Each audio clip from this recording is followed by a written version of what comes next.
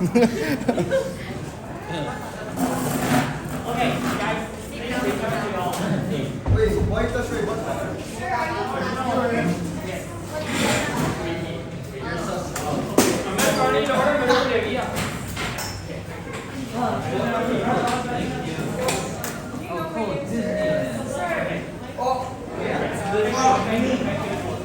First time crazy one.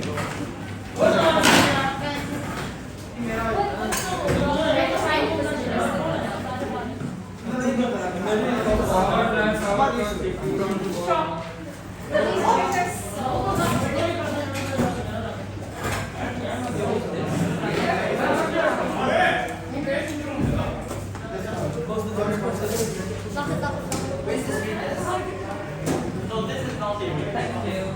This is just something.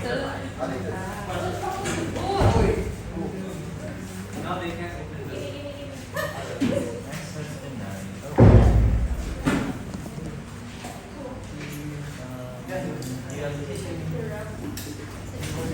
Guys, how do I focus?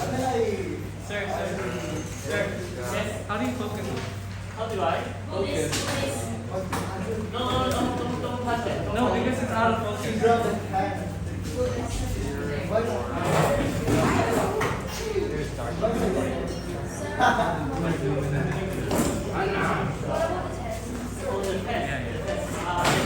Hello.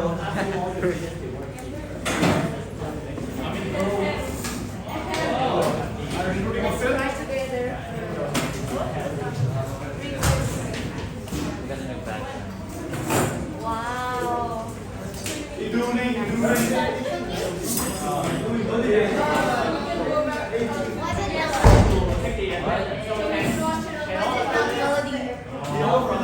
Why is it not melody? That's every single question you ask. That would be the whole world for you. Why is it not melody?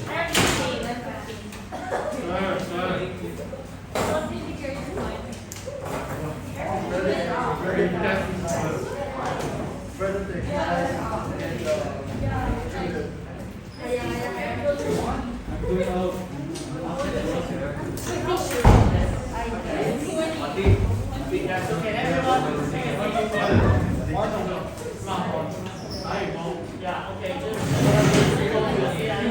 take care of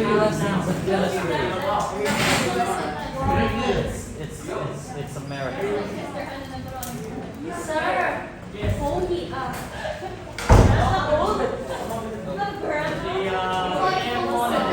They will just wait for a bit. Wait. Oh, Sorry. Can you take a seat? I need to take a head count. Suffering from delusion every single day. James, are you okay? No, he doesn't. I don't have to let your nose think about it. Having food I just I don't know the people.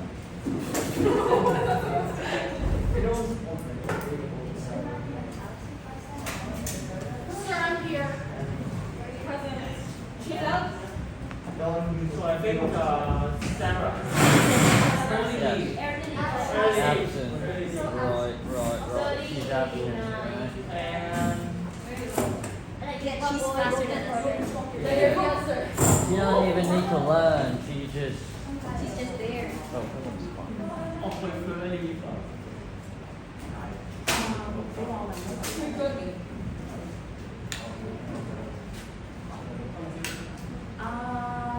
I don't know her name. Her English name is Diệp Kim Ngoại. Zara. Sarah, oh yeah, Sarah. After recess, did she return to classroom? No. She hasn't been here since morning. This morning. Class teacher period. But early in the morning, you saw her, right? Yeah, her school bag. I only there. heard her school bag. School bag. But do you know where the school bag is? She took her under the You took her. very day. Did you see her? No. Yes, I brought her to. Oh, okay. You saw her. You took her to the living room. Okay, all right. As long as I know she's safe, it's fine. Okay, thank you. So yeah, I think we only one after the. See,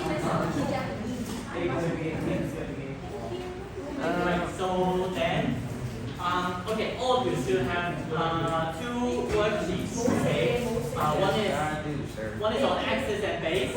Yeah, and the other two. Yeah, does everyone have 2 pages? 2 pages. Okay. Yes. Everyone have 2 pages. Yes. So we'll be working on the organic worksheets today. And the other one is for you to practice. Okay. Yeah. So I want you all to finish the. Yeah, you all know your test score right, for the essay base. And Yeah, we did. what is this play did not win great. Okay, it did not win. So can you all finish this worksheet here? This would be similar to what was created in test. Is that homework? Similar. Yeah, you do it as homework. Do as homework. So today we'll be working on the organic chemistry worksheet together. Some of the questions, the remaining questions you have to finish at homework. And for the yes. When's the retest? When are you retest? Wednesday, I've never. No, sir. Wednesday after school? Wednesday after school? Half the classes are gonna be Thursday. Well, you know this will be affecting your grade directly. So I want a timetable for everyone.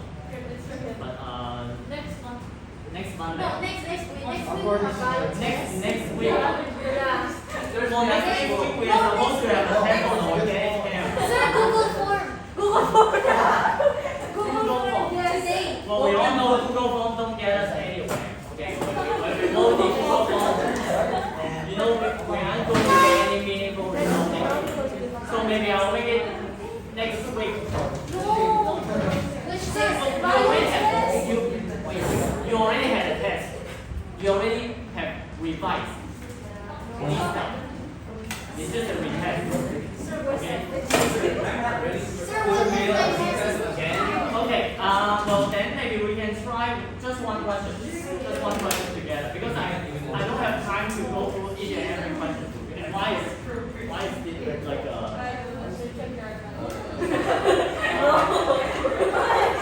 okay. Where's my mouse? So let's take a look at the Try and do question. this.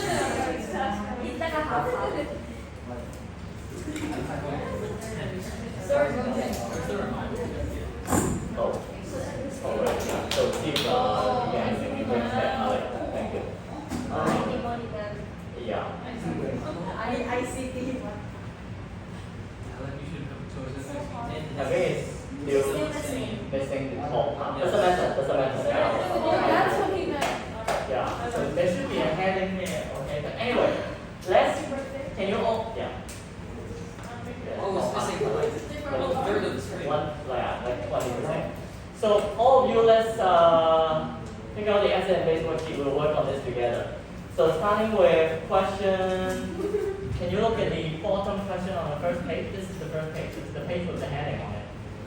An unknown solution contains 2 compounds. When this solution is heated, okay, with excess sodium hydroxide, a pungent gas evolves and a white precipitate forms. Okay. So what is the pungent gas that can be evolved when you add sodium hydroxide? It's ammonia. Yeah, it's ammonia. So can you put this on your notebook? So you have S5 chemistry here. So this is the. Okay, everyone, please pay attention. Okay, yeah, we did not do very well in the test, so we are here to learn from the mistake. So we are at question, I didn't put down the question number, doesn't matter. So you have an unknown solution. It contains 2 compounds, X and Y. So X, Y, they are compounds. And when this is heated with excess sodium hydroxide, so when this is heated with excess sodium hydroxide, you get 2 different observations. One is that you get a white precipitate. So there is a white precipitate. At the same time, there is a pungent gas evolved. Okay, a pungent gas. Is it toxic? Yes. Okay, trust me. Okay, you don't want to smell this gas. Okay, this is pungent gas. It has a very sharp smell. It is actually ammonia. It is ammonia. So the gas that can be evolved from a solution when you add sodium hydroxide to it is ammonia. Why is that?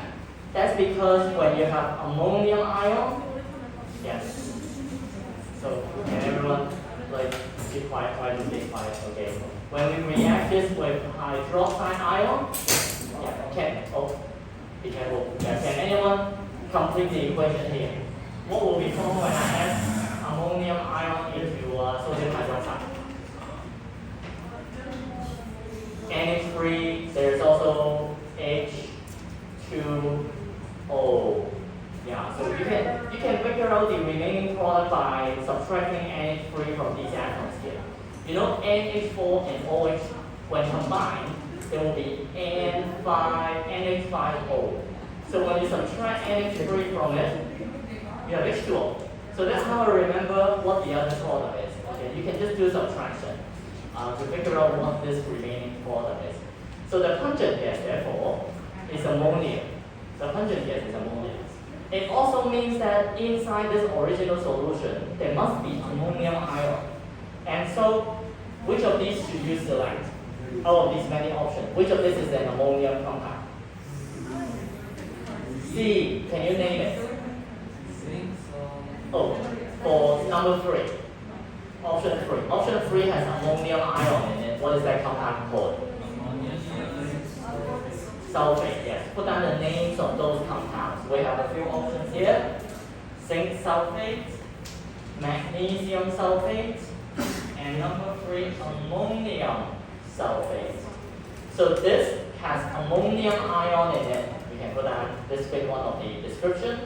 When ammonium ion reacts with hydroxide ion, the pungent gas, ammonia, is produced. So 3 is definitely one of the answers. But is it the only answer? Which of these other metal ions can react with excess amount of sodium hydroxide to form a precipitate? Actually Mg, because zinc can form precipitate. But okay, like whether you talk from the front door. Yeah, doesn't matter. I don't mind. So you have can you put down zinc 2 plus? It can react with hydroxide to form zinc hydroxide, which is white, yes.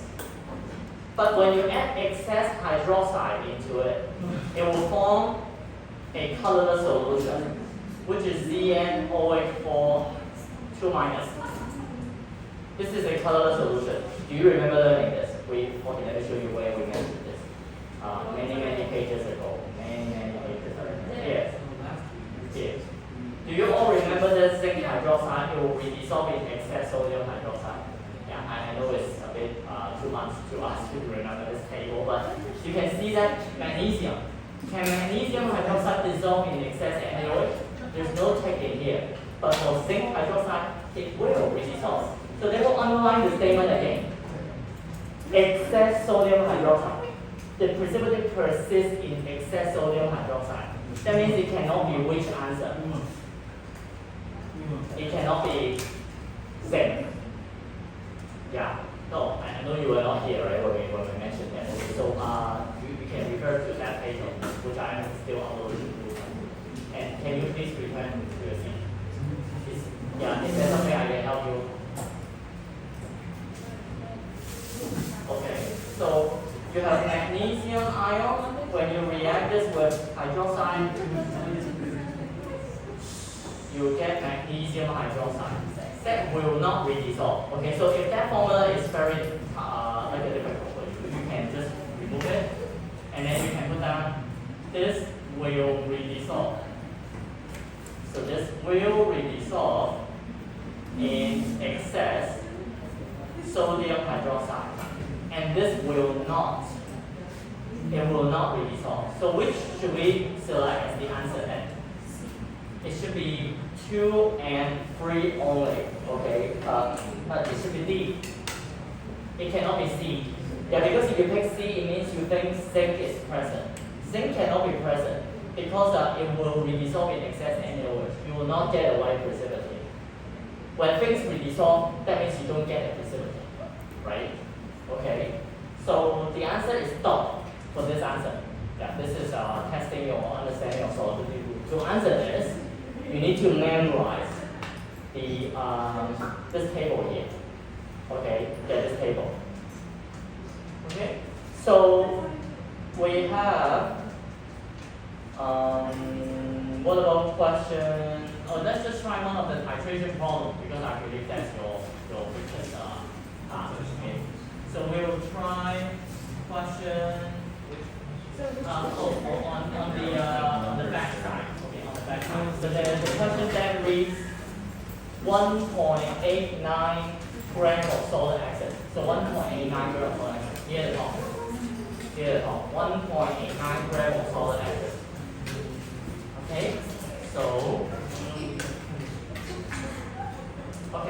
So we have 1.89 grams of solid acid. It has a molar mass of 126 grams per mole. Okay, so this is known. This is given to you. However, we don't know its formula. Okay, we don't know what formula it has. But what ion does all acids have? Hydrogen ion. Hydrogen ion. So that means it must be H something A. Okay? Because the point of the question is to determine the basicity. We want to know how much H plus ion there is. Why am I writing it this way? Like HHA. That's because acids like HCl, HNO3, they have only one H. Okay, so you can call them HA. They are monobasic acids. So can students from the back keep quiet? So these are called monobasic acids. And then we have, can I have two examples of dibasic acids? One more. H2CO3, right? You learn from the test, right? H2CO3, carbonic acid. H2SO4, sulfuric acid. These are H2A.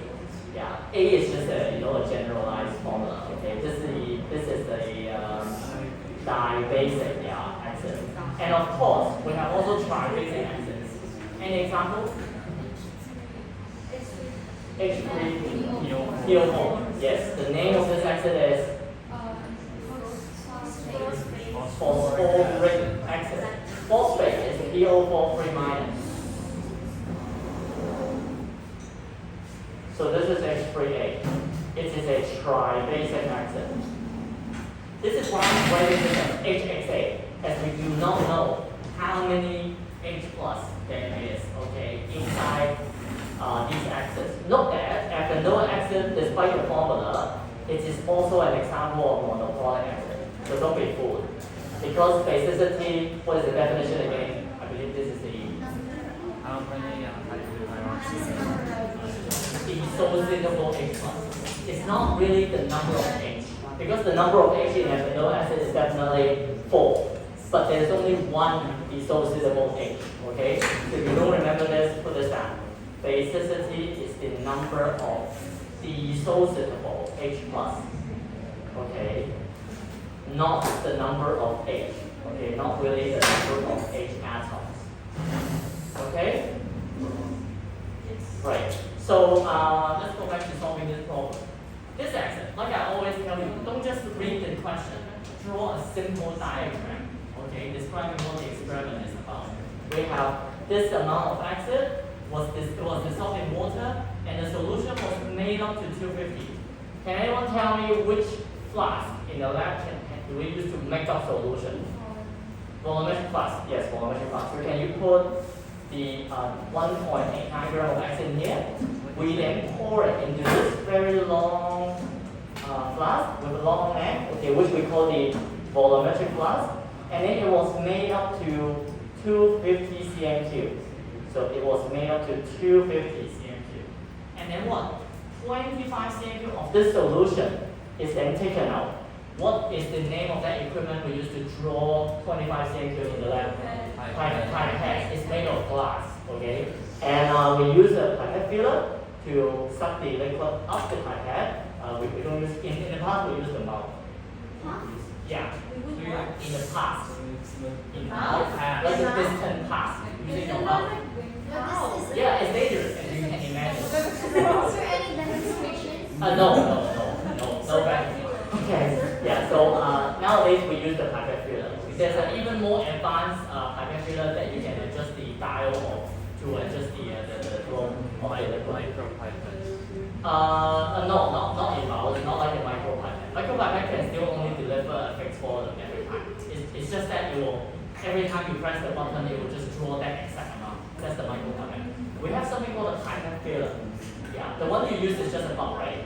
There's a slightly more advanced one, which you just attach to the pipette, and then there's a dial on the top for you to, when you turn the dial, it will slowly draw the liquid. Okay, but this I think is more interesting, the pipette filler. Anyway, we put it in a conical flask. In this conical flask, there is 25 cm solution only. So note the difference in volume. There's a 10 times difference in volume. Okay? And and then we are going to titrate it with what? With 15 cm³ of 0.2 m sodium hydroxide for complete neutralization. So your task is to find the basicity. So how do we know what exists when we know this amount of sodium hydroxide is needed? How do we start?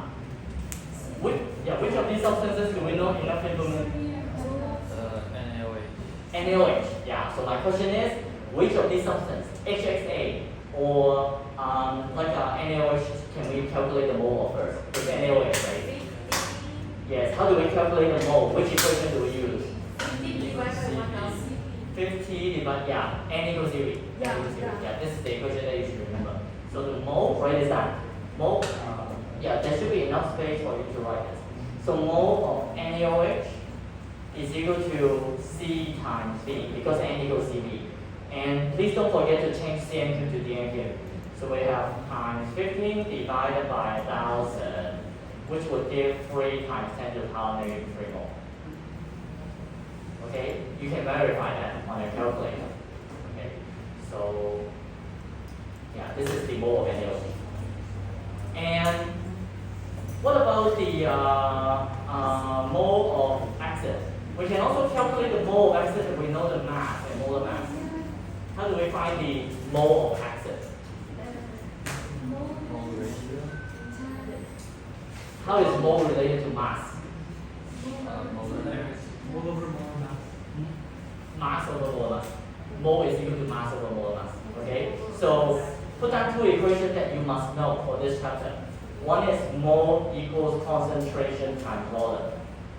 The other equation that you must know is mole equals mass over molar mass. But I can't tell you exactly when to use each of these equations. But you know, for NaOH, because you already have the volume, you already have the concentration. It means the first equation is the one you use to find the mole of NaOH.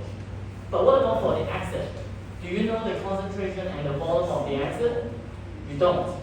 You however know the mass and the molar mass, which means which equation to use really depends on what information is given. So I can't tell you when to use each of these. You have to, just apply it. Okay. If you know only the mass, well then use the second equation to find it. If you know the concentration and volume, use the first one. Yeah. You simply cannot find the mole of NaOH using mass over molar mass. You don't know the mass, right? You don't know the molar mass. So these 2 equations you must remember. Okay? Yeah. Right. Now we can calculate the mole of the solid acid. So the mole of the acid by another equation, mass over molar mass. So what is it? What is 1.89 over 126? Okay. Right. So let's find out. We have 1.89 over 126. Oh, a very nice answer. 0.015, yes. So 0.015 mole. Now, when we put this amount of acid in here, so this is 0.015 mole. When we put it in water, dissolving things in water, does it change the mole? No. It's kind of like asking, when I dissolve 10 grams of salt into water, I get salt water, right? When I evaporate all the water, I should still have 10 grams of salt inside, right? So that means, if I have 0.015 mole of acid in here, in a solid state, when I put it in a solution, there should still be 0.015 mole, right? It shouldn't change. However, when we draw out only a fraction of the solution, you all see the difference. From a 250 solution, I draw only 25. How will this affect the mole? Will the mole change? Not change? or what? Will it increase or decrease the mole? Decrease by how many times? 10 times. Because this solution is just a fraction of the original one, right? It's like asking you if 1 liter of cola is 10 grams of sugar, how much sugar does 100 cm of cola contain? 1 gram, right? Because if the 1000 cm cola has 10 grams of sugar, then the 100 cm solution should only have a fraction of it, right? So therefore, we will now have 0.0015. I noticed that in your titration practical, a lot of you, I mean, all of you gave me a different answer. I don't know why, even though we start with the same number. Like, I see at least 10 different answers. And I think I know why. Some of you have forgot to copy the correct number of zeros. Yeah, I know this may be, many of you may laugh at this, but when you see 0.015 on the calculator, I see some of you wrote down 0.0015, and sometimes even one more zero, I don't know where that comes from. Okay, please be careful when you use the calculator. Okay? Copy exactly what you see on the calculator. So this is 0.00154 of exit. And if I tell you that this react with exactly this amount of NaOH, what is the mole ratio? So what is the mole ratio? So we now have the mole of exit in the, so this is in the volumetric flask. Yeah, this is in the volumetric flask. And this is the mole of exit in the conical flask. And it is the exit in the conical flask that reacts with the base, right? Yeah, it is not the exit in the volumetric flask that reacts with the base, right? We have the base here. This is the exit. So that means it is these two that are reacting. Can you figure out the ratio? Yeah, so can somebody tell me what's the ratio of these two numbers? You know 3 times 10 to the power negative 3, we can may as well write this as 0.003, right? Can anyone tell me what is the ratio between these two numbers? You can use the calculator. Is 2 to 1. 2 to 1. Yeah, now let's write down the equation. NaOH, when it reacts with HA, what is the ratio between NaOH and HA? It will be 1 and 1, right? Yeah, but what if I have H2A and what if I have H3A? How should I complete the equation here? 1 to 2 and 1 to 3. Is it 1 to 2 or 2 to 1? 2 to 1, yeah. 2 to 1 if it is dibasic acid. Or 3 to 1 if it is a tribasic acid. So which of these ratios do we see in here when we compare these two numbers? We see 2 to 1, which can only suggest that this is a dibasic acid. Do you see? Do you see what I have? Okay, I know there's a bit of complicated math. How do you check the calculation if it's straight? How do How do you put in the calculator? how do you type which number? This one. Yeah. Oh, what you need to No, type? I mean the mole ratio. Divide by 2, right?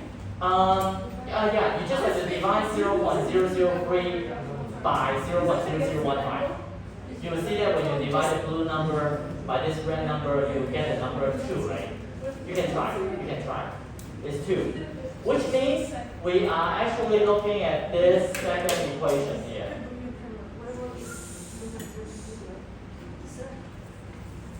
What about 0.003 divided by 2? It's gonna be like. It will be this number. Yeah. Yeah, it will be this Can I number. like do this? Or Yeah, can I you- divide this one? Yes, there are 2 ways. Okay, one way is by dividing the blue number 0.003 by 0.0015. You get 2. You get the answer 2. The second way is to divide the number 0.003 by 2. But I will do the first one. Yeah, because you cannot assume that they are in a 2 to 1 ratio, right? Yeah, instead, if you divide the blue by the red number, you will get either 1 or 2 or 3. Okay, which can help you conclude if it is dibasic, monobasic, or tribasic. Okay? Right. So the other question, well, on the opposite side, let's just try one more. Yeah, we are spending too much time on the exit question. There's this last question. Can you all turn to this? I want you all to work on this, on your own first. I can tell you it is very similar to the one we just did. It is very similar to the one we just did. Okay, so I want you all to try. Okay, because in exam we will do the question on our own anyway. So So, okay, so can you all take out pen and paper? We are looking at the last question on this packet.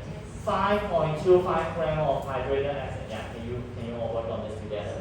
So we have 5.25 gram of H3A salt NH2O.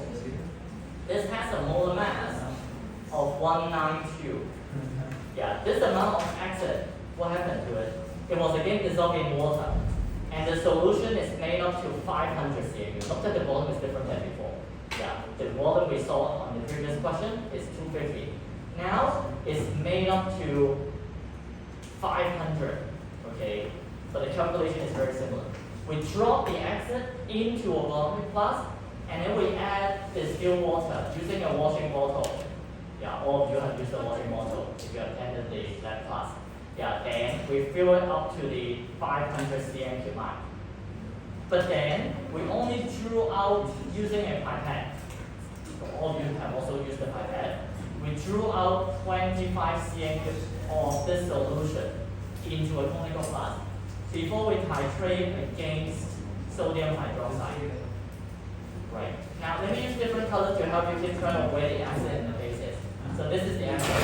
When you put it in, yeah, it is made up to a solution. So this solution is acid. And then you took out a small sample of the acid to react with base. Okay? And how much base is needed? You require 18.75 cm cube of the 0.2 m NaOH is needed to neutralize this acid. So what is the question? The question wants you to find what N is. Yeah, what N is. This N. Remember what do we call the water in the formula? We call it the water of crystallization. NH2O, we call it the water of crystallization. This is not the first time you have heard of crystallization. Do you remember learning CuSO4 sulfide mixture in Form 4? Yes. What is the color of it?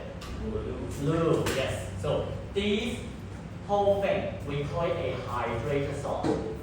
Hydrated salt has what we call water of crystallization. If you are just referring to the water, okay, clinging to the back of the salt, we call this the water of crystallization. For different salts, the number is different.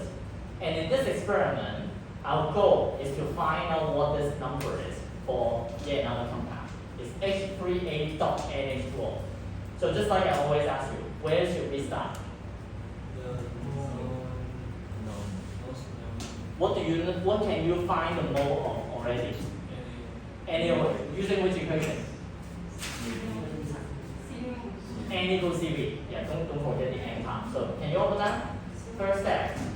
Mole of NaOH is N equals Cv. Show me your calculation. What do we do? What do we type on the calculator? Yeah, 0.2 times 18.75 divided by 1,000. Yeah, so put it down. 0.2 times 18.75 divided by 1,000. So what does it give? Let's see. Yeah, so 0.2 times, remember to quote freezing phase for DSC always. So you have 0.00375 mole. So that's the mole of NaOH. And you can also find the mole of acid, you see? Why? Because you know the mass and the molar mass. How do we find the mole of the acid? Using the mass and molar mass. We only know two equations for finding mole. It's either N equals Cv or N equals M over Mr. So how do we find the mole of acid? Yeah, so what number should I type?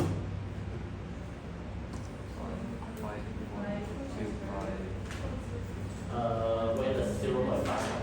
You mean 5.25, right? 5.25 over 192, yes. So put that in the equation. N equals M over Mr. We can't use N equals Cv for this one. No, we can. We use N equals M over Mr for this one. Yeah, they just won't work. So we have 5.25 over 192. What does it give? So, oh, this time you really have to round it off to 3 significant figures. So you don't copy everything, remember. 0.0273 mole. But when you carry out the calculation, you keep on using this number. Don't use the rounded number. When we round a number, that's because we want to make it look cleaner. Not because this is the real number. If you keep doing the calculation using the rounded number, you will get a very wrong answer, actually. Yeah, because it will be rounded, meaning it's inaccurate. Now what? If in this amount of acid, in this sample, we have 0.0273 mole, that means in here we should also have 0.0273 mole, right? Because what I did is just dropping the acid into the flask. And when I make up solution to 500, does it change the mole? No, it doesn't change the mole. So you will still have this amount. But this is where things is a little bit different. When you take out only 25 cm3, can you tell me how big is this sample compared to this one? What is the fraction? What is the fraction when you do 25 over 500? 1/20th. This is 1/20th of the solution, meaning the mole in this solution should only be 1/20th that of the starting one, right? Yeah, we do it by ratio. I mean, if the solution has all 0.0273 mole, then this solution can only have 1/20th. You see 25 over 500, it means 1/20th. Right? Makes sense, right? A sample should have less mole. So when we type this on the calculator, remember, I said you need to keep using the number still on your calculator. So you can only use this number times 25 divided by 500. Right, now we have another number. We have 0.00137 mole. Make sure the number makes sense to you. It makes sense because this is just a small sample of the solution. It should contain less mole. It should not contain the same mole. Now, okay, right. So what is the mole ratio of these two acids here? So what is the mole ratio in which NaOH reacts with this acid if this is tribasic? Sorry, mole is the ratio. 1, 2, 3. Yeah, 1, 2, 3. Yeah. So therefore, can you write down the equation? When NaOH to where? It's great. Okay. Yeah. Maybe the rest of you can either go to the break or you can try to work out the equation first. Yeah. When you have NaOH reacting with a tribasic acid, so remember tribasic means H3A. The mole ratio is 3:1, right? So the mole ratio is 3:1. Yeah, so you can then find out the, so in here, this is 0.00375 mole. So I'm going to write down 0.00375 mole. And the mole of acid is 0.00137. So 0.00137 mole. So, yeah, how do we find the number n in here? Okay, let me just check. So this is the molar mass. I missed an important detail, sorry. Can you all see that this is just the molar mass of the anhydrous form? So I forgot that. So, which means the molar mass is only up to this part. Yeah, you don't have the NH2 part. So, my apology. So you will not have this mole in here. Sorry. So this mole is not from here. Okay. Right. So we'll start from the NaOH part. Sorry. The molar mass. Can you underline the anhydrous form? So anhydrous form means this part. So when you have H3A.NH2O, this is known as the hydrated form because it has water, right? When you heat it, you will have H3A and NH2O left. This is what we mean by the anhydrous form. Anhydrous meaning dry. Okay? So what you're reacting here is the NaOH and H3A. Okay, so we have H3A in here. We have NaOH in here. So if we know that this is a triphasic acid, how do we link the NaOH mole to the H3A mole? Like you just said, the mole ratio is 3 to 1, right? The mole ratio is 3 to 1. So 3 moles of NaOH will react with 1 mole of H3A. So that means if we know the mole of NaOH to be 0.00375 mole, how much acid must there be? Times 1 over 3. So do you all see why to find this number we have to times 1 over 3? Because that's what 3 to 1 means. Yeah, 3 to 1 means if this is 3 mole, this can only be 1 mole. So and in here, if this is 0.00375 mole, this is 1/3 of it. So what is the mole of H3A? Right, so it will be 0.00375 divided by 3, which is 0.00125 mole. Okay? Yeah, half is missing. So maybe, like, some of you can work out what happened before I tell you the answer. Okay? Yeah. So if this is the mole of H3A, this should also be the mole of the original acid. Okay? Yeah, so you can put down this is the mole of H3A in the chemical class. How do we scale it up to the mole of H3A in the volumetric class? Times, remember this is only 25 cm here, but the starting solution is 500. 20 times 500 divided by 25. Yeah, which of these solutions should have more sample? 500. This is why you should divide by this number and multiply by 500. Or you can look at it this way. This is a 20 times difference, right, in volume. That means you can just multiply this by 20. And where does the number 20 come from? It comes from 500 divided by 25. Yeah, okay. But just make sure you don't divide by 20. As if you divide by 20, it doesn't make sense. Because the sample can only contain less mole. Okay? So what is the mole of H3A in your starting reaction?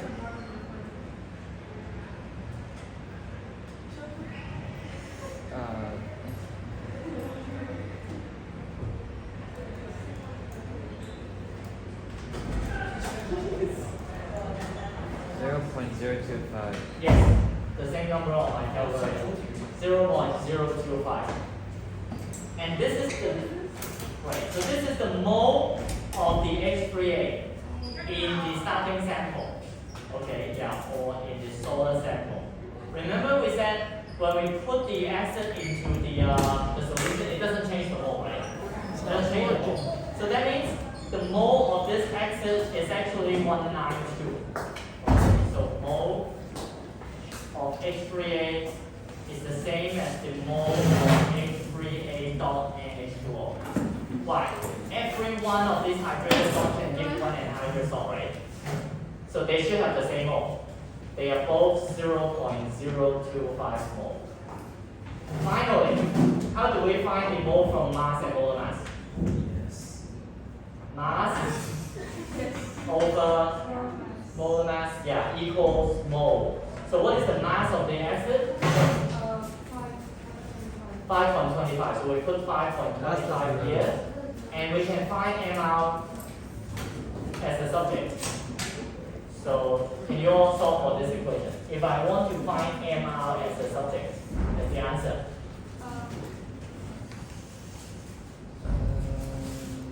What can we do? 210.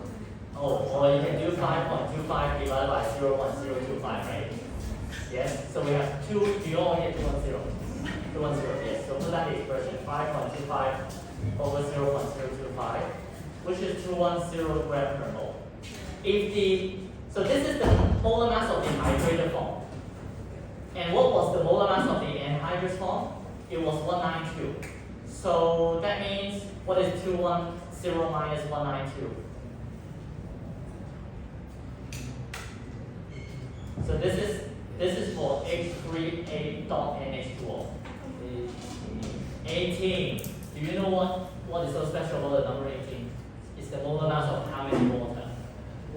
1. 1. H is 1. So when you subtract this, you get 18. It means you have only one H2O present. That means N must be 1, right? Yeah, you see the difference. Okay. If the answer is 36, then N will be 2 H2O. Okay? So yeah, this question is a little bit complicated. Okay. But yeah, you can try the remaining questions first. Okay, so the retest will be similar to When is the retest? next week. Next month, next year. Next week. Next week. Next Next week we will have a test on organic naming. Organic naming. Yeah, which is why I also prepared another worksheet for you today. Yeah, it's on the naming. Can you all check that out now? Sir, which day next week? Which day next week? Thursday after school. I think No. Friday, no. Why? um, Okay, it's fine. we have Oh, Class. SBC. we have class maybe next Thursday in class. Next Thursday. Yes, okay, you mark it on your calendar. Next Thursday. Thursday. But Thursday, yeah, we Thursday. have class. I'd rather not do it on Wednesday because last time we did it on Wednesday. Wait, So wait, The retest or the test? Wait, do I have a BAPS test on Yeah, we have. Every day. Thursday? Every day we have test. When is? Thursday.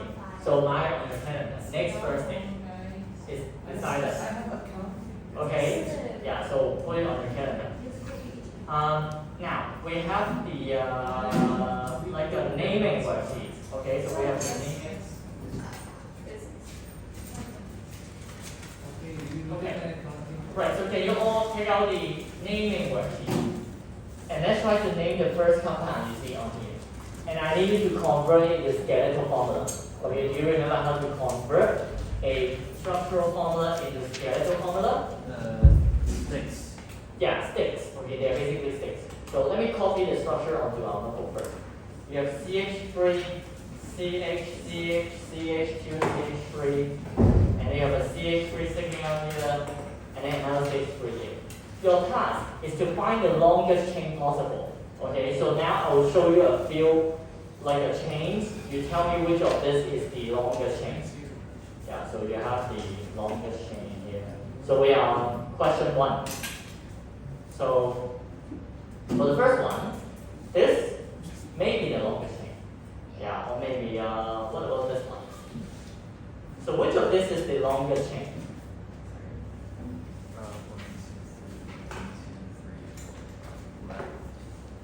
How many carbon are there in these two chains?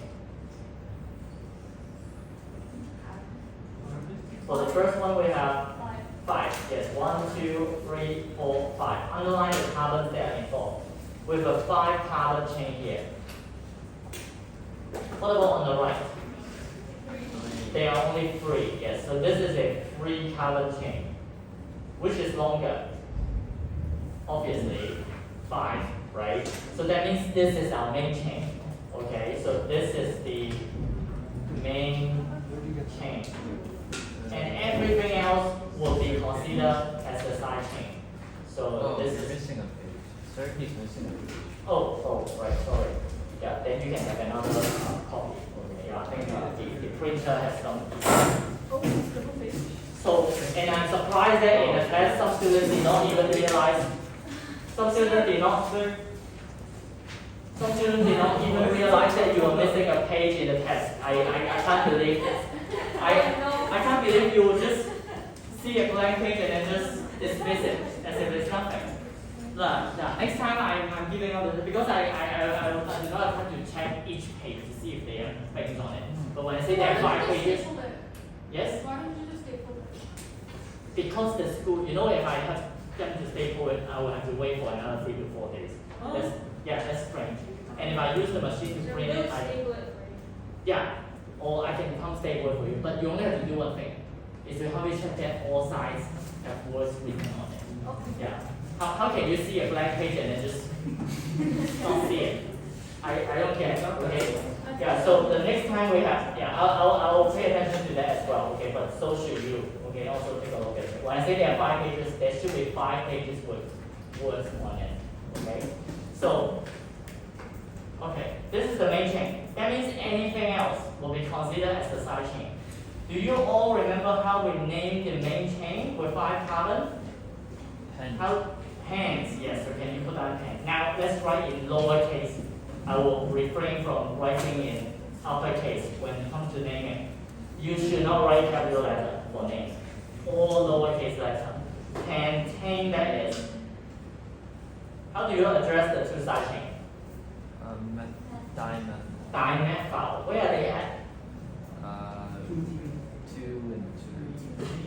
2 and 3, yes. But remember, you don't just count from the left. You should also experiment with counting from the right. When you count from the left, these are the numbers you will assign, 2 and 3. When you count from the right, it will be 3 and 4.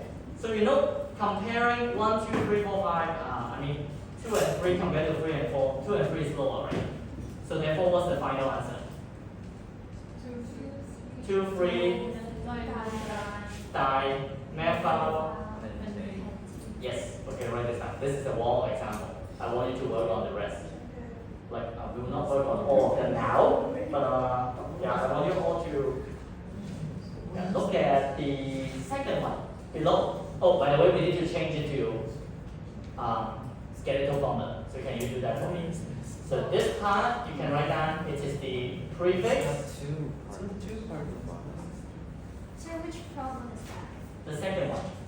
It's got The second one below. It's got 2 carbons on the bottom. Oh, right. Sorry. Yeah, there's another carbon in here. My bad. I not saw that. Sorry. So you have CH2, CH3. My bad. So therefore, it is not 2,3 dimethyl pentane. I'm sorry. Okay. But what do you call a 2 carbon group then? Look at your review page. Okay. Ethyl. So this is the methyl group. Remember, methyl starts with letter M. Ethyl group starts with letter E. When we have 2 groups, we will name them in alphabetical order. So which group should we name first? Ethyl. So therefore, what's the final name? 2, 3, Oh, when they are different groups, you can't group the numbers together. 3 ethyl. 2, Oh, there's only 1 ethyl group and 1 methyl group. So we'll have 3. 2 methyl. Yes. 3 ethyl, 2 methyl. Yeah, and I think it also helps to write down another example, the one I mistaken for earlier. So you can see when you can condense the number, when you cannot. If there are 2 methyl groups, now let's just say, as opposed to just 1 ethyl and 1 methyl group, what do we call them then? Now you can condense everything together. You can say 2,3 dimethyl. You see the difference? You can only group the numbers together and separate them with a comma when you see 2 of the same group. If they are different groups, you will have to address them separately. Okay? So, yeah, so this is far from done. We need to convert this also into skeletal formula. Okay, so let's do this. Right. We will go with the lowest number, remember? We go with the lowest number. So can you all try to turn this into the skeletal formula? Remember we draw those sticks, right? How do we draw a stick of carbon with 5 carbons? Yeah, you can draw it and check the answer. So you can either draw it like that, 1, 2, 3, 4, 5. And some students would like to draw it pointing downward first. It doesn't matter. As long as you have 5 carbons, it won't matter. Okay, so make sure every time you see it turning around, there is a carbon. So there are carbon at those positions. Yeah, there are carbon at those positions. You can draw the one on the left or the one on the right, depending on whether your first stroke is going down or going up. Doesn't matter. Okay, so I'll put all here. Where do you put the side chain? Where are they at? Position 2 and 3. Yes, so therefore you will use another. Of course, you can only use one color in the exam. So you draw a stick with 1 carbon at position 2, and another stick with 2 carbon at position 3. Alternatively, you can also do it like that. It doesn't matter which way it points. You can also point, you can also point this way. Yeah, as long as you clearly show there are 2 carbons. What you must not do is something like this. What is wrong with this drawing? They don't know how many. Yeah, you don't know what if there are 10 carbons? How many carbons are there? I don't know. Yeah, so this is why you want to make it bend around to indicate how many carbons there is. It doesn't matter which way it bends. Just don't do some ridiculous drawing like this. No, this is terrible, okay? So you will want everything to just, I don't know how to describe it to you, but it just makes sense, this diagram, okay? Don't draw something like this. So don't draw something like this. This is bad. Okay? Yeah, these two, they are fine. So this is a worked example. Can you try to convert our second molecule here? Not the one on the worksheet, but the one on the screen. Can you convert this also into a skeletal formula? Yeah, you have. Yeah, we just have to do one modification. Is to just make these other side chain also a 1 carbon one, right? Yeah, so now your turn, okay? Work on the second one for me, please. I need to hear from you the name and the skeletal formula. Okay, we are in question 2. The one below. There's no numbers, The sir. bottom one, the bottom one. Yeah, the bottom one. The next one and the bottom. This one, with the double bond in it. Yeah, I want you to work on it. If you unsure all the answer, use the pencil first. Okay, but in the exam you have to write it in pen. Because you don't get to correct it anyway. Yeah, remember these sticks, we call them skeletal formula. Okay, so work on it now, so don't get it wrong. Yeah, please, work on the second question together. Yeah, you need to learn. Okay. So we have, right, so all of you have 1 minute, 1 minute talk. There are 2 tasks in hand. One is to write the name. The second is to convert this into the skeletal formula. Your first task is to find the longest chain. Yeah, find out how long is the longest chain. So girls at the back, can you put away your phone? We are working on the worksheet. Sir, is it right?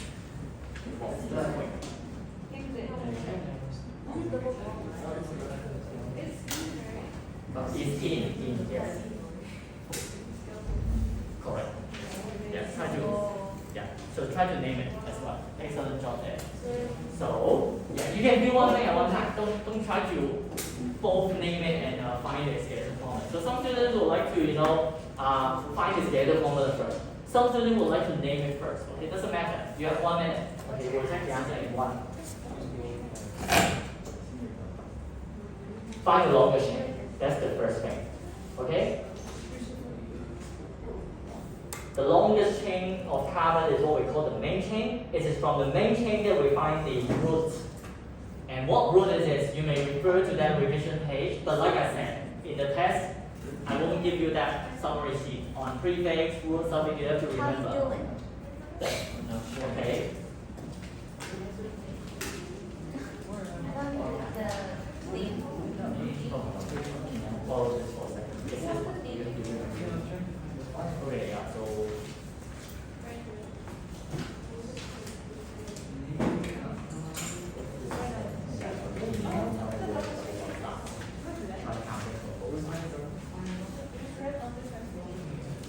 yes, this way. Oh, yeah, but make sure you remember it. Yeah, so later, even if you lose this page, I'll still explain to remember those things on there.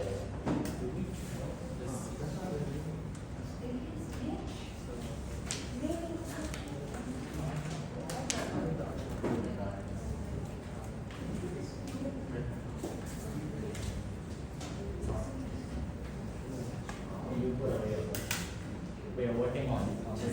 Do you have a worksheet?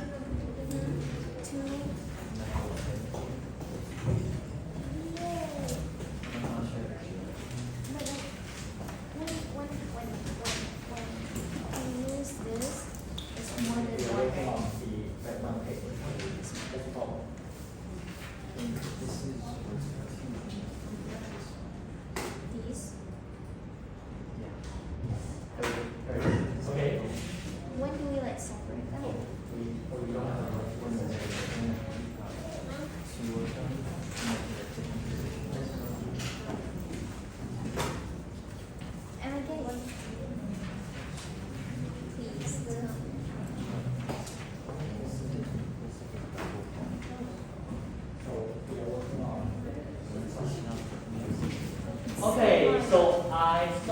some of you have got the correct answer. Excellent job there.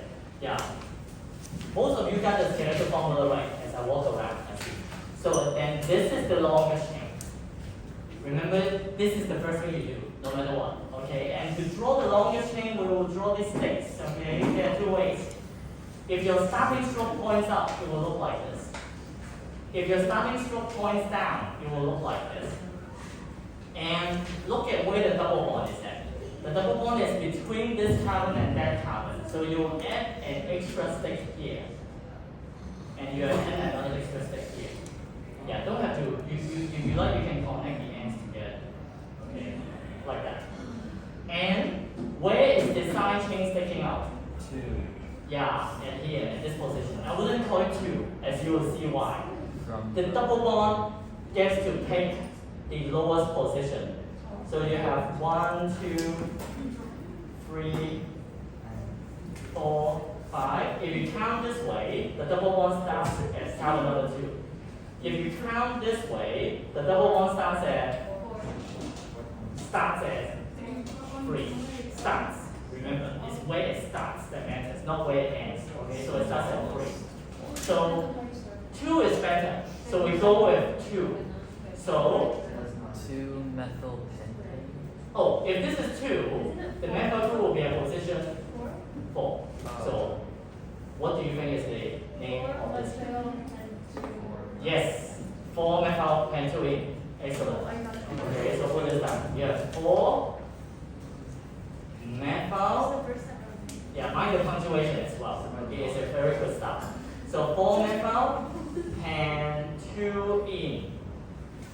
Write in lowercase as well, make sure. So pentane. Remember these numbers. 4 describes the methyl group. 2 describes the CC double bond. Okay, so you can write down when translated, this means CC double bond starts at carbon number 2. What does 4 methyl mean? 4 methyl means the CH3 group, okay, is attached to carbon 4. Okay, we'll try one more together, and the rest I leave that as homework. Okay, yeah, because it's really just practice makes perfect. So the third one. Yeah, so the third one, this is interesting. We have how long is the link chain? 2. The third example is the third one. 2. Oh, 4. Is it? Yeah, 4. Find the longest chain of carbon. Find the longest chain of carbon. Yes. You have CH3, CCC3. This will be the longest chain of carbon, right? And then we have some groups sticking up. We have 2 Cl and 2 Br from before. Great. Yes. Which should come first? B. B comes before C. It doesn't matter the di or tri. Di or tri, you don't factor that in when you consider the alphabetical order. So you have Cl, Br. So can anyone tell me what is the root for 4 carbon? Butane. Why is it A not E this time? Do you see any double bond? No. So therefore, can you write butane? And all of you, let's stay quiet. Okay, we'll check the answer in 30 seconds. Yeah, let's not yell out the answer just yet, because I want all of you to try. No double bond. Check the alphabetical order. You have Br group, which are called bromo. You have Cl group, which are called chloro. Think about which comes first in alphabetical order. Is it bromo or chloro?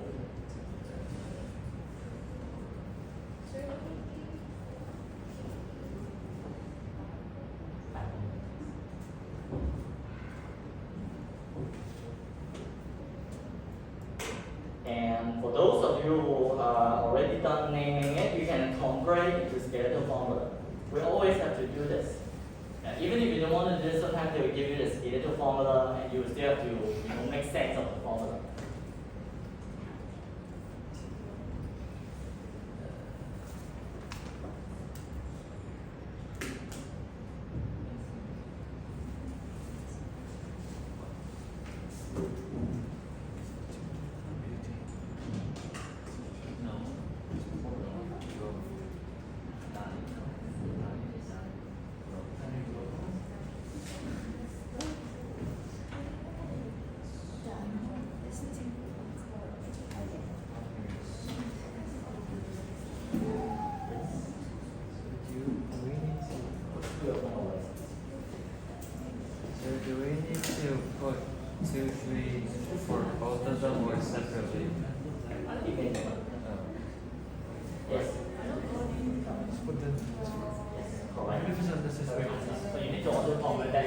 skeletal formula.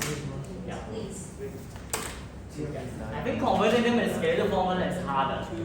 Okay, yeah, it's actually harder because you need to think about where to put the group to not make the structure look very ugly.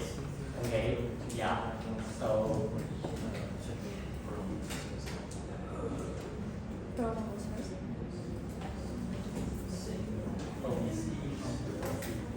I forgot my ABCs.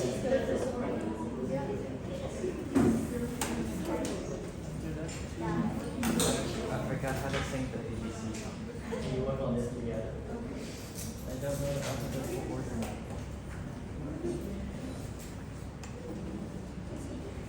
Yes, very good. Okay, so I see a lot of you How can are you be. gonna take? I don't know. This Yes, is so much you even easier get than it. typing.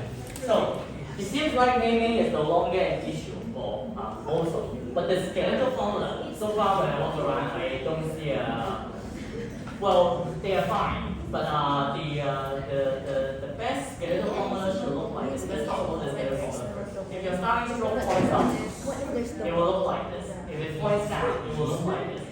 But the CL and BL, when you have two groups on one tower, we tend to draw it this way, rather than drawing it this way. But it's fine.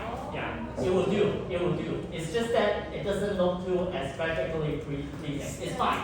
It's fine. It's okay. You will not have points taken away if you do this. But the drawing you find on textbooks will look like this. It just look more symmetric. I'm not sure how to put it. Okay, it just look more aesthetically pleasing. You see. So you have. You don't need aesthetics, sir. Yeah, which is why I say it's fine. It's fine. It's fine. So you have CL and BR. CL and BR, doesn't matter the order. You can swap the order. You can have BR on the left, CL on the right. Doesn't matter the order. Because you see, these bonds, they can freely rotate, like your joints. So the CL can rotate and swap position with BR. So it doesn't matter what you put here. Okay? So you have CL, BR, CL, BR. And most of you, congratulations, you get the name right. Yeah. Occasionally, when I walk around, I see that maybe somebody forget that they should be in alphabetical order. That's the minor issue. So 2,3-dibromo, 2,3-dichloro. Okay? So the rest, I'll leave that as homework because I want to move on. Okay? We can work on this all day. And trust me, we can't cover all of you. Okay? No matter how much I want to go through each and every example. In exam, you're on home. So I only need to. Yes. Yeah, if you choose something like this, don't dismiss your answer as incorrect. Okay, like I said, it's just not so. I don't know how to put it, but we tend not to draw a long vertical line because it's very difficult for us to see how many carbon there is. But yeah, that would be okay. Yeah, it's just not as good. Okay? Right. So now let's move on to the next page. Okay. Right. Yesterday, we stopped at the propagation. So do you all remember propagation? What are the three stages in substitution? Initiation.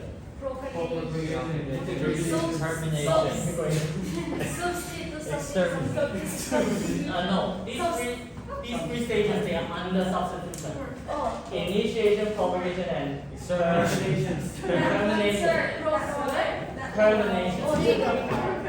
Yeah. Oh, So that's fast. I like to look at it as initiation means the start of a process. Propagation means the continuation of a process. Termination means the process comes to an end. Okay? Right. Okay. So now take a look. The very reactive radical. Yeah, the very reactive radical. Remember, this is very reactive. It is very unstable, as it is dying to find another electron. Right. Right. We are back at what we were discussing. Okay. Last time, propagation. So go back to that page on the notebook. Propagation. So the reactive, and yeah, the next step is termination. The very reactive and unstable radical Remember I said it's a very selfish chemical. It will steal electron from other things to complete its octet. So this is exactly what it will do now. So look at this. This is unstable and very reactive. It is eyeing on this bond. It sees that there is an electron in this bond with hydrogen. So it will come over here and steal the hydrogen together with that electron, completing its octet. So therefore now HX is stable. You see, it was unstable, but now it is stable. But this is at the expense of the other compounds. You see, CH3 is made unstable because of it. Okay? So you have, right. So do you all remember that a bond is made of 2 electrons, right? Yeah, so this is the bond. This is not on the worksheet. This is on the normal. It should be on the normal. Yeah, this is where we ended last time. We ended the lesson in a rush last lesson. Okay, so we have the X radical stealing one of the electrons from the CH bond, and then now you will have 1 electron left, okay, on the carbon. And where did the other 2 electrons go? The other 2 electrons, okay, so the other 2 electrons form the bond. So we can turn it into an equation like this.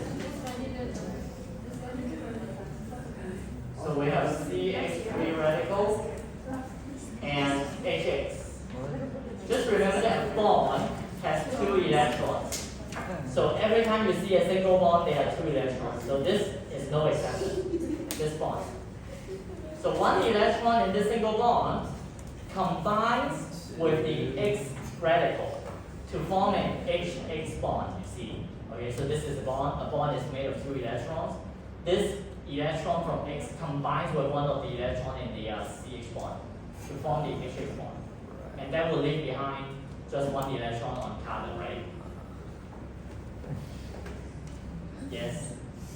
Don't get? No. So can you help me count how many electrons there are that I drew on this diagram? There are 1, 2, and 3, right? There are 3. And when you have an unpaired electron, it makes the substance unstable. So how can this very reactive substance gain stability then? Is to take away one of the electrons from this bond. So it will take this electron with the hydrogen with it, and together they will form HX. So the X doesn't just take the electron, it takes with it also the electron. So then these 2 electrons will now be part of the bond. Yeah, what about that lonely electron left? This belongs to C. It will be the radical. So propagation means from 1 radical, you get another radical.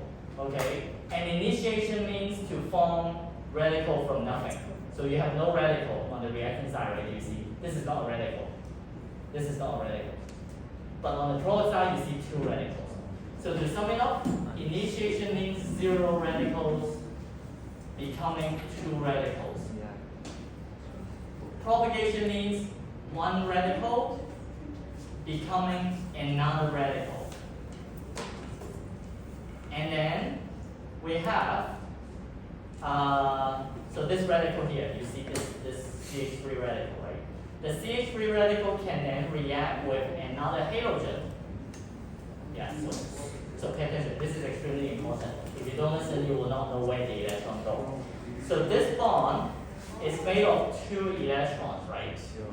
So this is a radical. It will steal one of the electrons together with one of the X. So can you predict the product on the right?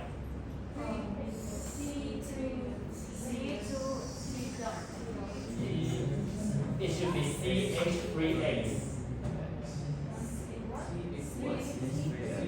plus X radical. Why? Because this radical will combine with one of the electrons in X to form this.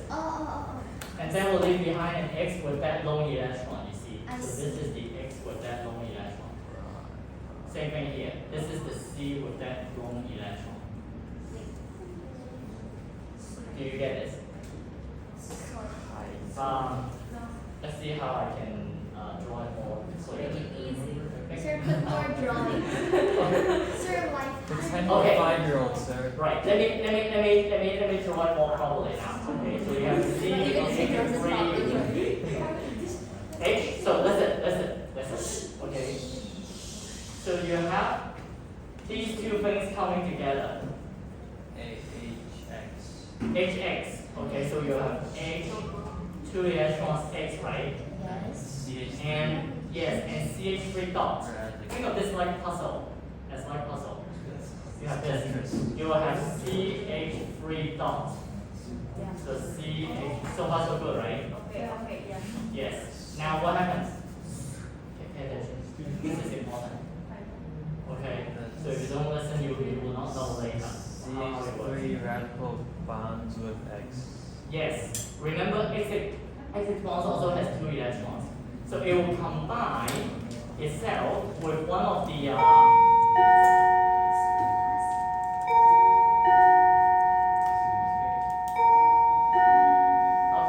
will combine itself with one of the electrons from here to form. Turn off the AC, you mean? Yeah, yeah, CH3X. Yeah, so you can turn it off. So CH3X and X dot. X dot, yes. So do you see what we just did? We are converting one radical into another. Okay, so this is one radical on the left. Yeah, you can see that this is a radical. This is another radical. This is a different radical than the previous one. Okay, and same for the second reaction. The unique feature of propagation is that from one radical, you will generate another radical. And this keeps happening. This we call it a chain reaction. Because when I am a radical, when I gain stability after attacking somebody else, something else will become unstable. So this will just keep going on. Which is why I really like the name here, propagation. It explains things. It just keeps going. It keeps the reaction going. So let's very quickly revisit what is happening. If I am X, I was unstable at the beginning. But after I took something from others, I become stable. You see, this X is this X. I become stable. But that's at the expense of something else, okay? Something else become unstable now. So they will in turn attack other chemicals. So this process just keeps going on, which is why the name is very fitting. It continues. This is a chain reaction. So can you put that, this very important feature down below? Because one radical will generate another radical, this keeps the reaction going. We call this a chain reaction. So we'll generate another radical. This keeps the reaction going. So what happens if they can't bond to another radical? Very nice question. This is why we have stage 3. As more and more radical builds up, we will have the last stage, termination. One radical can also form into another radical. You're right, okay? And that's when they, make each other stable, and that stops the reaction. Therefore, the name termination. So yeah, but that's a very, very good question. So propagation. Now we look at the last stage to wrap up the substitution reaction. So stage 3, we call this termination. Yeah, you see, eventually, 2 radicals may bump into one another. And that's when we say 2 radicals become 0 radicals. When 2 radicals bump into one another, they help each other become stable. They will not become radical anymore afterwards. Let's see how this works. When you have a CH3 radical attacking another CH3 radical, can anyone tell me what will happen as they combine? C2H6. C2H6, what do you call this alkane? What do you call it? 2 carbon alkane? Ethane.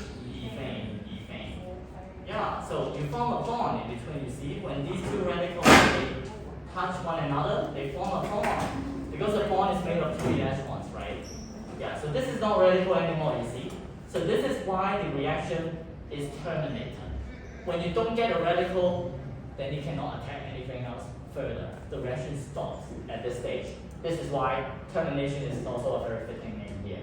We can find any two radicals you have seen before and combine them. So can you now tell me what is the name of this product when these two radicals bump into one another? CH3ER. Yes, that's the formula. That's not the name. But yeah, that's the right compound. Bromo. Bromo. How many carbon? Bromomethane. Bromomethane. Yeah. All of you just need a bit more confidence. Okay, so you have CH3ER. This is bromomethane. You're right. Write down the name for me. This is ethane.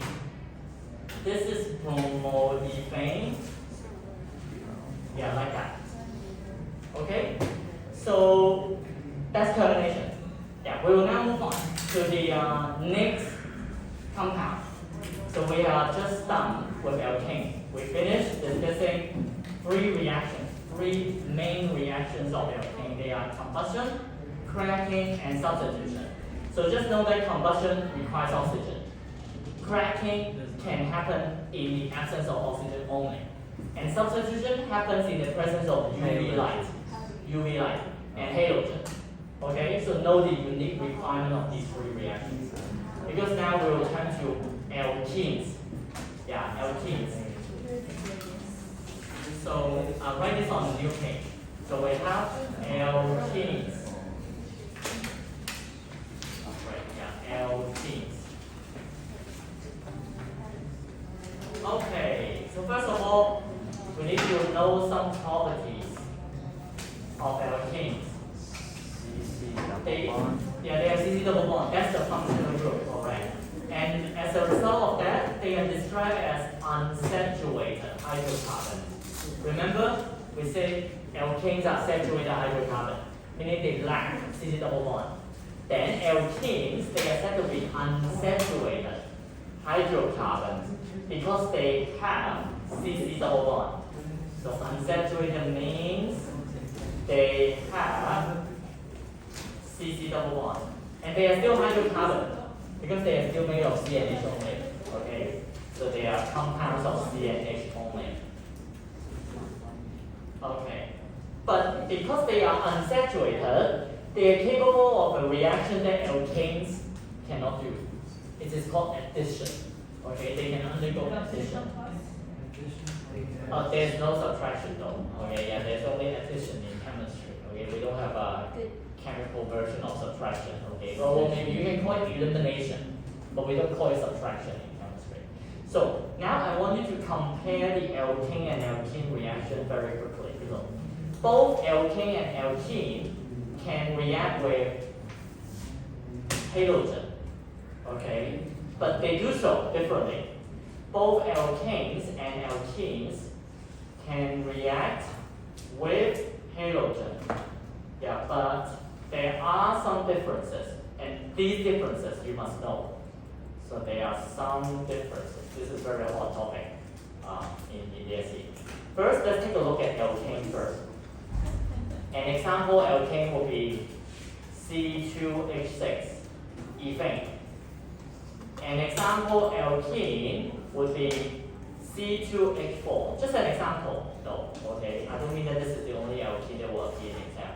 So you have ethane and ethene. So this is ethene. Right. So when ethane reacts, tell me what you notice when you look at the structure. Which of these carbons, which of the carbons in the two compounds has already bonded to 4 different partners? 4 different partners. If you look at the carbon in the alkene, how many partners does it have?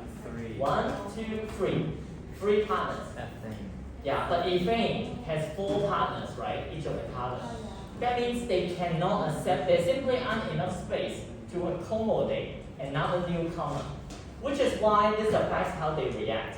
Yeah, so you can say each of the carbon, they are bonded to 4 different atoms.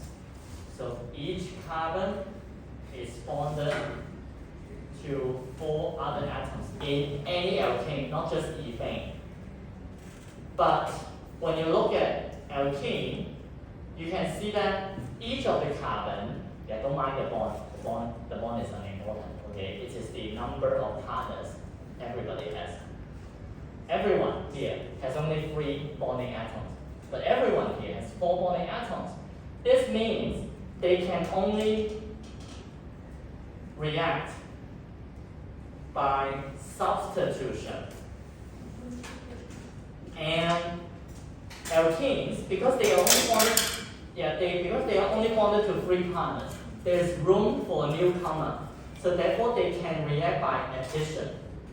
Okay, you see, there's plenty of bromine. It's kind of bromate here. Okay, so they can react by addition. So let's see how they react with hydrogen next. Okay, when you have an ethane reacting with bromine, for example, it will swap the hydrogen with hydrogen. You can see this H sticking up. They will just take the place of one another. We call this substitution. But when alkene, such as C2H4, reacts with bromine, we don't call this substitution anymore. We call this addition. Because both of the Br, they get to go inside here. Because there's space to accommodate. Yes? What do we call the first reaction? We call this substitution. Because substitution means something goes in, something comes out. That's what substitution means. But addition means things only go in, nothing gets out. Okay? So the product is therefore different. You have in here C2H5Br. So can I have the name of this compound, please? So this is Bromoethane. yes, well, very good. Okay, all of you doing a good job. Okay, so you have bromo, write this down, ethane. Yeah, just because we are done with the naming chapter doesn't mean we will not see any more. We will repeat in every lesson. I will ask you for every example just to consolidate your memory here. So what about this product? When I react ethene with Dibromoethane. oh, so close. Okay, you're just missing something. Remember, you have to tell me where the Br are in. You can't just assume that I know. 1, 2, dibromo ethane with an A. Ethane It's a with an single A. bond now. Why? Because the double bond has been effectively turned into a single bond. So yeah, don't be too surprised when you see that the name. Yeah, I know this is ethane. Ethane turning into bromoethane makes perfect sense, right? But when ethene reacts with hydrogen, they get turned into 1,2-dibromoethane. Yeah, mind the suffix. Yeah, I'll be looking at the suffix, okay, to see if it's right. Yeah, you can always check that again after you've done naming. Just see if there's double bond. If you don't see any double bond, it cannot possibly end in DND suffix. Because in can only describe things with C double bond, and this does not have any. Okay? On top of this, there's also addition requirement. For ethane, do you remember what is the requirement for alkane to undergo substitution? What kind of light must be present? UV light. UV light. Alkene, they don't have this requirement. They can react even in the dark. Okay? So can you put down the next requirement here? Substitution requires, this is the most important point. So put the stars here. Substitution can only happen in UV light. In the dark, the reaction would stop at this stage. It will not react at all. If you put a okay, I think I know how to make it more easy to understand. So I'm putting a black piece of cloth in here. When you have C2H6, let's say you have a mixture of C2H6 and Br2, they will not react. Even when they bump into one another, they will just bounce right off as if nothing happened. Okay, when they bump into one another, they will just bounce back off. When this is completely dark, so you can see here, this is a cloth, okay, covering the test tube. Inside this test tube, you will find the ethane and bromine. But then as soon as you remove that cloth and you let the sunlight in, one of the components is UV light, the reaction will start. Okay, so when you pull away the cloth, yeah, so this is the cloth. Yeah, inside the solution now, a reaction will happen. The CH3, the C2H6 and the Br2, they will react. So substitution, yes. They undergo substitution. And they will form the product you just described. Bromoethane and HBr. So you have CH3CH2Br, right? And HBr. Yeah, what about when you have alkene? Alkene simply does not have this requirement. Whether or not the black cloth is present, alkene can react with the Br2 by addition reaction. So they can bump into one another, and then this will be the addition reaction. And they will form 1,2-dibromoethane. Do you see the difference now? Oh, yes. Let's summarize what we just saw below. We have a summary on top. So can you put that? The reaction of alkane plus halogen and alkene plus halogen. First of all, we can compare them in terms of the mechanism, the way the reaction happens. Okay, so the way the reaction happens. So the alkane is called substitution. Yes, something goes in, something comes out. Alkene is called addition. Yeah, so this is the type of reaction. The first thing we can compare. Type of reaction. The second thing we can compare is the number of products. So number of products formed. So can you tell me how many products are there when substitution happens? The two. Two. Yeah, two. There are two products. What about addition? One. Because if substitution means something goes in, something comes out, there must be another product, right? Which is HBr. So you see there are two products. But what about with addition? Just one product. Yes, so this is also something that we can put in here. For alkane substitution, there will be two products every time. Alkene, there will be one product only, singular. The third is the requirement for UV light, okay? So let me put that, can it happen in the dark? And can it happen in UV light? No. Yeah, well, on the left, alkene can only react in UV light. So we will put a tick here, and we'll put a cross in the dark. But alkene just doesn't care. Okay, alkene will react no matter what, whether or not there is UV light present. It will be tick and tick. Why does it need UV light? Why does it not need UV light? Because it has it is more reactive. It's simply more reactive. It doesn't need a push. You can think of UV light as like it's providing a nudge. It just kicks the yeah, it's kind of like that. So this is a very important comparison table. Okay, so remember, we have the requirements. So this is the addition requirements. So there are at least three things you can compare between alkane and alkene reaction. Okay, so we have the alkane and halogen, and we have the alkenes and halogen. Any question? No. So far? No. Okay. Now I will be asking you questions. Okay. You have so how many? So deduce. So deduce the product. Sorry, can you move up? Oh yes. I don't know why that's very annoying for that one. Deduce the products of the I think the reaction. iPad screen is too big, sir. No, I don't think so, because this is the only classroom where I have this problem. I think it's because of the. No, it's not up to me, not up to us, no. Because this room is already assigned I tried at the beginning of school. At the beginning when school starts. Because other teachers they will use other classroom. If we switch, that means the other teachers have to switch, so nobody will. Huh? Study room. Yeah, the second floor. I don't know. I mean, it's okay. It's bearable. It's just that I don't know why the top part gets cut off. So like. I didn't realize this problem at the beginning.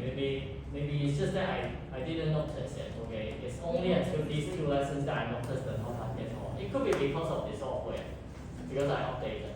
Sorry, can we go to the chemistry room more? You mean the lab? Yeah, it's just one. Can we go? Yeah.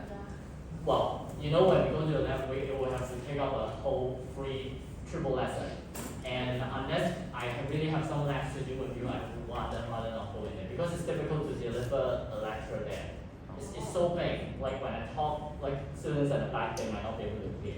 And yeah, but we'll get to the lab again when we do experiments. Okay, later after we finish the organic test at least. We don't just attend chemistry class for fun, for experiment. I wish there's no assessment. Yeah, I wish. Yeah, so okay, yeah, just bear with me. Deduce the products of the reaction. So now, all of you, I want you to name this alkene and tell me what happens when I react bromine with it. Yeah, I want to know the product. I want to know the name.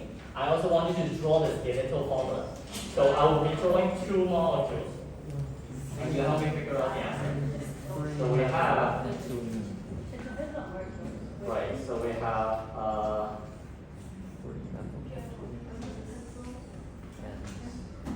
okay, so we have two examples. And I believe you remember I said what to name the compound when we see two double bonds. One double bond is in. Two double bond is diene. Diene, yes. So all of you work on this now. I want to hear about the name of this compound, the reactant, and I also want you to tell me what the product is called and also what it looks like.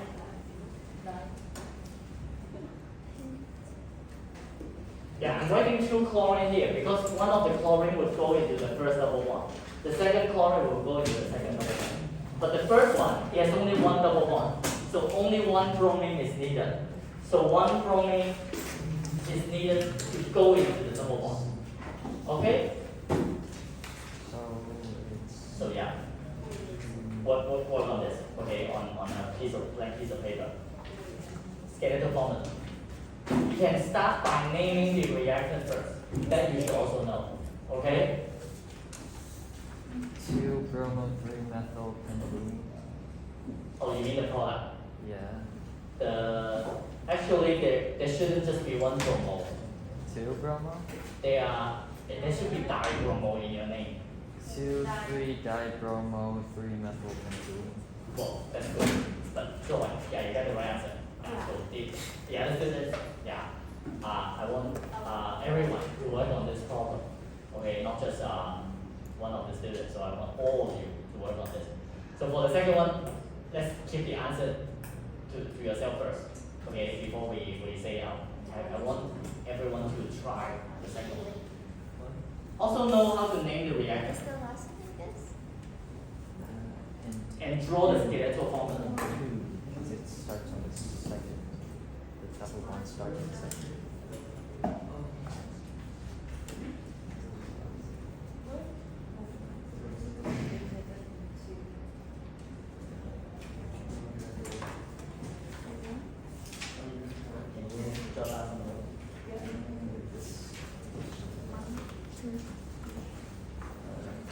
double bond starts at 2.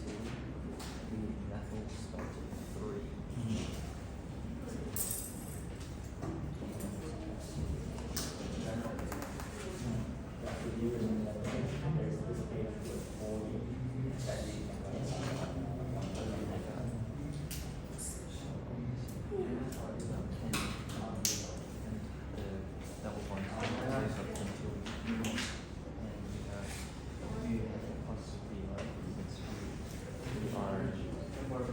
Double bond, so You can think of, so I see some of you get stuck at the first step. You can think of bromine, Br2 as 2Br. And when addition happens, addition means the 2Br will add itself across the double bond. Like that. Yeah. Only the carbons in the double bond, they will accept the Br. since addition, it turns from pentylene to tin. It turns into a single bond.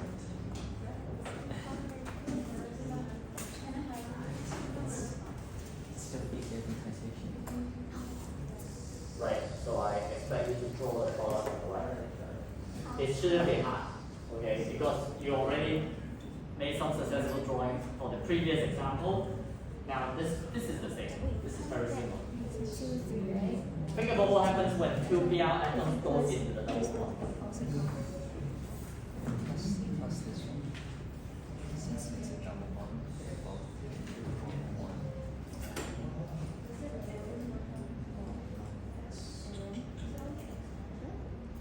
But because they bond, the double bond turns into a single bond.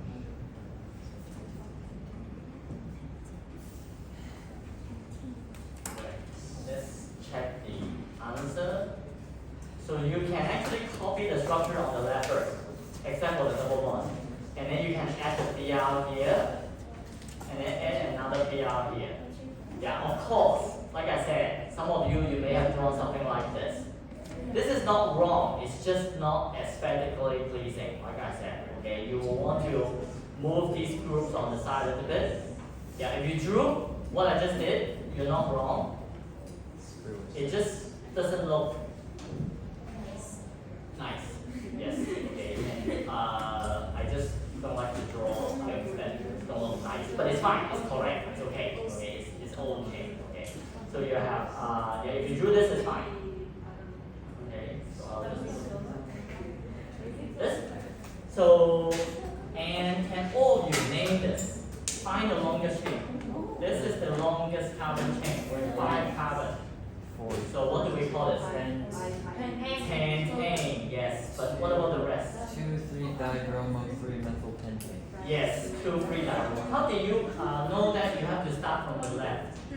Because it's Smallest number. Because if you start from the left, the groups will be assigned 1 and 2 and 3. But if you start from the right, the groups will be assigned 3 and 4, which is not ideal.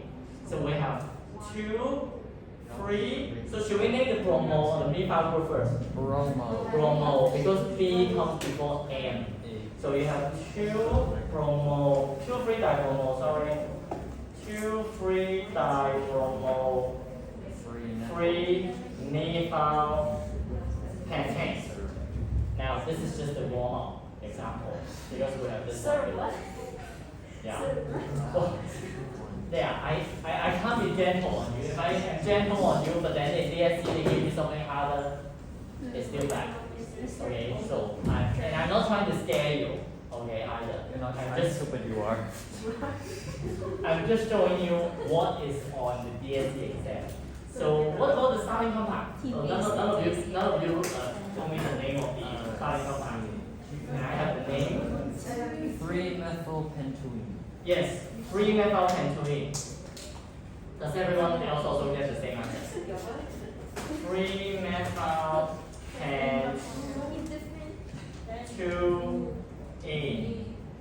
We will stick with counting from the left, just like before, because if you count from the right, the group methyl will be assigned number 3, which is too large, the number. It is undesirable. Okay, so we will pick the lower number. Yeah, eventually you just get the hang of it. You just know that instinctively, okay, this is a lower number. Yeah, but at the beginning, you want to try counting from both sides. Okay, so now the second one is hardest because it checks whether you all have done revision. I have discussed with you how to name alkenes with 2 double bonds. You can check the page. It comes after the revision. Diene, yeah, it's diene. So how many carbons are there? 6. Hexa. Where does the double bond start? 2 and 4. Yes, okay, you put that. 1, 2, 3, 4, 5, 6. We would not count from the right. Well, actually, you can count from the right because it will result in the same number. You can try. So 1, 2, 3, 4. You see? Counting from the right result in a small number, so it doesn't matter then. Full name? Hexa 2,4-diene. Hexa 2,4-diene. Yes, hexa 2,4-diene. So if I react this with chlorine twice, Tetra, yes, but I want to hear about the position. Draw it first. Draw it first. Yeah, don't think about it in your head. 2, 3, 4, 5 something chlorohexane. Tetrachloro. What was the last part? You're so close. Is it just a little? You know, you mean tetrachloro, it's just a prefix. Yeah. 2, 3, 4, 5 tetrachlorohexane. Hexane. Very good. Oh, yeah. Yeah, you have to include the roots and the suffix as well, not just the prefix. Yeah, that's what I Good. said. Okay? So draw it. So 1, 2, 3, 4, 5, 6. Then can you draw it? Maybe try to draw it more aesthetically pleasing this time. Yeah. He wants to I don't interest care. Okay, yeah. We It may makes not most be able to do the interesting. minimum. Okay, so we have CL. Nothing So else. now, write down the name. Yeah, it's kind of scary though. 2, 3, 4, 5. Tetrachlorohexane. Yes, tetrachlorohexane.